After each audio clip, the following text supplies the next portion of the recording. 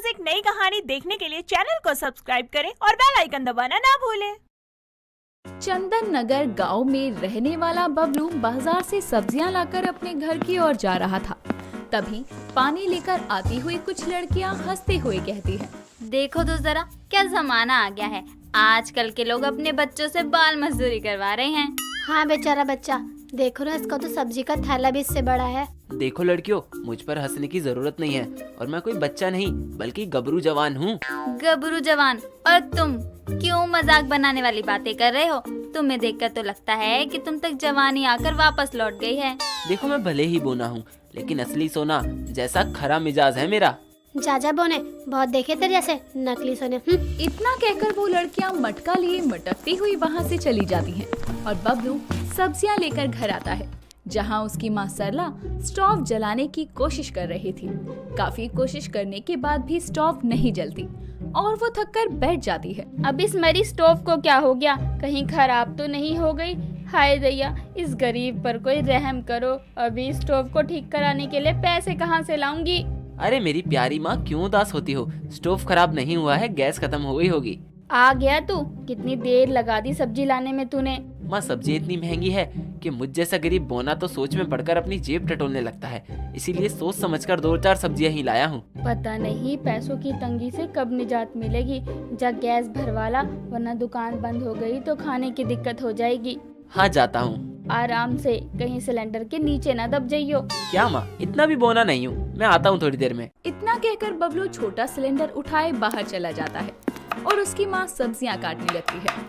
बबलू, जिसे गांव वाले बबलू नहीं बल्कि बोना या टिंगो कहकर पुकारा करते थे, क्योंकि भले ही बबलू 23 साल का जवान था लेकिन उसकी हाइट किसी 13 साल के बच्चे जितनी थी। साथ ही वो बहुत गरीब भी था, जो कि अपना और अपनी माँ का गुजारा बहुत मुश्किल से कर पाता था। गांव के लोग उस गरीब बोने का बहुत मजाक बनाते थे, लेकिन गांव में उसका एक जिगरी दोस्त था मंगलू, जिसके साथ समय बिताकर उसे अच्छा लगता था। एक रोज बबलू अपने दोस्त मंगलू के साथ गांव की एक शादी में जाता है, जहां फेरे लेते हुए दूल्हा दुल्हन पर फूल फेंकते हुए मंगलू कहता है, यार बबलू, हमारे फेरे कब होंगे? जब कोई लड़की मिलेगी। लड़की तो बहुत मिली है लेकिन हमको कोई पसंद ही नहीं आती। कैसा खच्चर है तू? तुझे लड़की मिल रही है तो पसंद नहीं आ रही, और यहाँ एक मैं बोना जिसे पसंद से क्या, लड़की मिल जाए वही बहुत है। ऐसा काहे सोचता है बबलू? जानता है ना, सबकी जोड़ी ऊपर से बनकर आती है। तुम्हारे लिए भी बैठी होगी कोई बोनी। मुझे तो नहीं लगता। एक तो बोना, ऊपर से गरीब, ऐसा पति कौन सी लड़की चाहेगी? मंगलू, मुझे तो लगता है ये तेरा गरीब बोना दोस्त कुआरा ही मरेगा। अरे यार, अभी आधी जिंदगी नहीं गुजरी, तुम मरने की बात करते हो। राम जी सब भली करेंगे। शादी का लड्डू खाने को मिले ना मिले, चलो शादी का खाना ही खा ले। तभी दोनों खाना खाने के लिए चले जाते हैं। समय बीतता है। बबलू की बढ़ती उम्र के साथ उसकी माँ सरला को उसकी शादी की जल्दी होने लगी थी, क्योंकि बुढ़ापे के कारण अब वो भी घर को नहीं संभाल पाती थी। तो बबलू जिस सेठ के यहाँ काम किया करता था, उस सेठ के गांव से शहर चले जाने के कारण उसका काम भी छूट जाता है, जिसके कारण उसके घर में पैसों की तंगी होने लगी थी। एक रोज खाना खाते हुए बबलू अपनी माँ से कहता है, माँ, ये सब्जी तो कच्ची कच्ची लग रही है, ढंग से पकाई नहीं है क्या?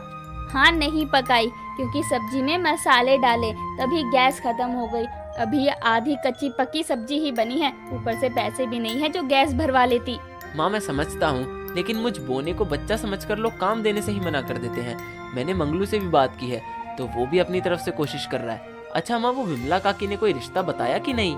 अरे वो कहाँ से रिश्ता लाएगी? कहती है एक तो तुम्हारा बेटा बोना, ऊपर से अब कोई काम भी नहीं कर रहा, तो बीवी का खर्चा कहाँ से उठाएगा? मैं तो खुद घर में बहू आने की राह देख रही हूँ, लेकिन पता नहीं मेरे नसीब में बहू का सुख लिखा भी है या नहीं।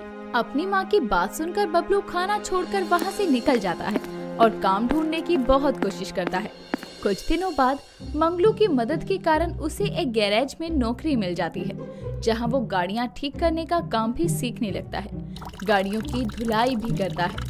2 महीने का समय बीत जाता है और एक रोज बबलू अपनी माँ और दोस्त मंगलू के साथ दूसरे गांव में रिश्ते के लिए लड़की वालों के घर जाता है, जहां उनकी खूब आओ भगत होती है। थोड़ी देर में एक काली सी लड़की चाय नाश्ता लेकर सामने आती है, तो उस लड़की की माँ सुनीता मंगलू को देखकर कहती है, बेटा यही है मेरी बेटी कविता, तुम्हें इससे जो पूछना है पूछ लो। अरे हम काहे के लिए कुछ पूछे? बेटा अब शादी तुम्हें करनी है तो सवाल भी तुम ही पूछोगे ना। नहीं नहीं बहन जी, ये लड़का नहीं है, लड़का तो ये है बबलू। बहन जी देखिए मजाक मत करिए, माना कि मेरी लड़की काली है, लेकिन इसका मतलब ये नहीं है कि उसकी शादी ना हो या मैं अपनी बच्ची की शादी किसी से भी करवा दूं। अरे आंटी जी, बच्चा नहीं, यही तो सच्चा लड़का है, हम तो इसके दोस्त हैं। हे भगवान, यानी आपका बेटा बोना है बहन जी? हाँ तो आपकी लड़की भी तो काली है, ये तो आपने बताया ही नहीं था। मुझे क्या पता था कि मेरी बेटी के लिए एक बोने लड़के का रिश्ता आएगा। आप लोग शांत हो जाइए। देखिए आंटी जी, ना हमें कुछ पता था और ना आपको, लेकिन अब तो सारी सच्चाई सामने है ना, तो एक दूसरे को नीचा दिखाने की जगह क्या हम शांति से बात नहीं कर सकते? हाँ माँ, ये हमारे मेहमान हैं, पहली बार घर आए हैं, ऐसी बात करेंगी तो अच्छा लगेगा। हाँ आंटी जी, देखिए लड़का लड़की ने एक दूसरे को देख लिया है, अच्छा होगा कि आप इन दोनों को अकेले में बात करने दें। तभी सुनीता खुद को शांत करती है और अपने मन में कहती है, शायद यही ठीक होगा।